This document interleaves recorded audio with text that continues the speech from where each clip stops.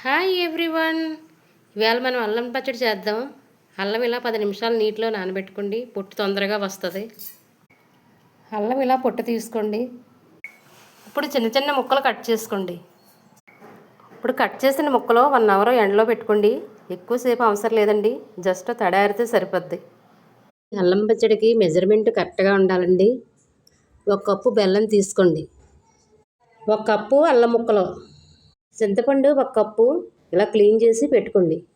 ఇప్పుడు చింతపండులో గ్లాసు నీళ్లు పోసుకొని 10 నిమిషాలు బాగా ఉడికించండి. 1 స్పూన్ ఆయిల్ వేసుకోండి. 1/2 కప్పు ధనియాలు వేయించుకోండి.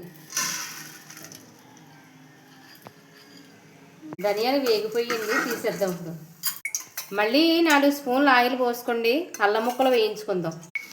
అల్లం ముక్కలు 5 నిమిషాలు బాగా వేపుకోండి. ఇవన్నీ మెత్తగా మిక్సీ పట్టుకోండి.